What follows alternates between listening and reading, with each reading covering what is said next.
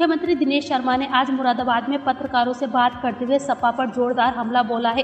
दरअसल वो पश्चिमी उत्तर प्रदेश के जनपदों में सपा की सरकार में हुए पलायन पर पूछे गए सवाल का जवाब दे रहे थे।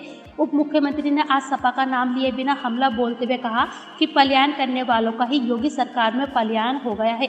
आजकल कुछ लोग अलादीनी चिराग आए जिन जैसे निकलता है उसी तरह से निकल आए हैं। कुछ माफिया और अराजक तत्व कुछ पार्टियों में शामिल हो गए हैं क्योंकि इन पार्टियों ने अपराधियों को टिकट दिया है।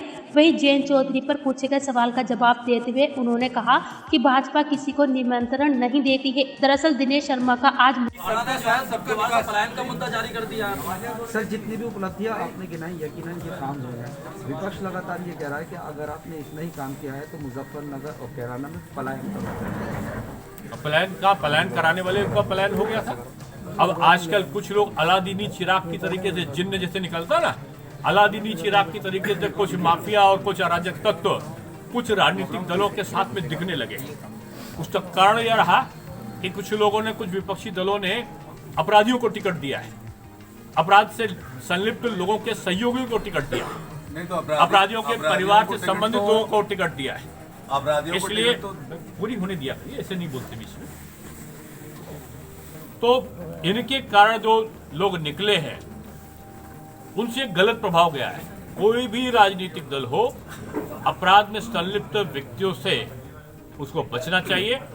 पश्चिमी उत्तर प्रदेश में पलायन रुका है, पलायन कराने वालों का पलायन हुआ था, उनका पुनर्आगमन नहीं होना चाहिए। हमारा चुनाव के आएगा जाएगा, लेकिन सारे लोगों का कर्तव्य है कि उस पर ध्यान दें। दिनेश जी, लेकिन प्रियंका जो है और हुकुम सिंह मानते हैं कि पलायन मुद्दा नहीं है वहाँ पे।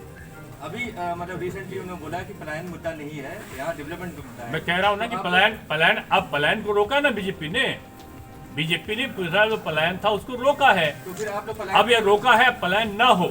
ऐसे अराजक तत्व अगर फिर से आके दीवालों पर लिख देंगे कि ये मकान खाली है, जैसा आप लोग दिखाते थे, वो घटनाएं अब ना हो। यही मैं कह रहा हूँ कि वो अगर घटनाओं का वातावरण लोग पैदा करेंगे वो उचित नहीं है। सत्ता में रहे तो कितना रोजगार दिया है। देने का आरोप तो बीजेपी को लगता रहा है। प्रसाद मौर्य सहित कई भाजपा विधायक सभा में शामिल हो गए। राजनीति पलायन को किस तरह से देखते हैं आप? तो ये नहीं देख रहे कि लगातार उनके 27 लोग हमारी तरफ आ गए। 27 एमएलए एमएलसी मिला 27 से ज्यादा। अभी तो परसों 2 और आ गए हैं, कल 2 और आ गए। तो रोज उनके लोग छोड़कर इधर आ रहे हैं। हमारे वहां से अगर 1-2 लोग चले गए तो ये कोई महत्वपूर्ण थोड़ी है। महत्वपूर्ण तो ये है कि उनके सारे लोग छोड़कर इधर क्यों आ गए और रोज आ रहे हैं। प्रेस कॉन्फ्रेंस करने जा रहे हैं गाजियाबाद में, वो गली गली जाकर के कैंपेनिंग करने की बात कर रहे हैं। भाजपा को हम इससे पटके नहीं देंगे। अब भाजपा को कौन पटकनी देगा ये तो भविष्य बताएगा, लेकिन जनता पटकनी देने वाली है 10 मार्च को। विपक्ष को ये पता है सब। सर, जयंत चौधरी जी को आपने ऑफर किया है क्या? बीजेपी ऑफर किसी को नहीं करती। बीजेपी सामान्य एक नीति हमारी वो सबके लिए है। जो बीजेपी की नीति रीति सिद्धांतों पर, जो विकास के कार्यों में अपनी सहभागिता पर जिसका स्वीकृति है और समाज में छवि अच्छी हो जिसकी भी, और समाज में किसी प्रकार के आरोप ना हो, उसको स्वागत बीजेपी में। उसके लिए बीजेपी के द्वार खुले। ये हमारा केंद्रीय नेतृत्व भी कहता है और हम भी कह रहे हैं। उन्होंने दरवाजे बंद कर दिए हैं। हमको लगता है कि उनको चूक हो गई होगी। उन्होंने बीजेपी के लिए तो पावड़े बिछाकर खोल दिए।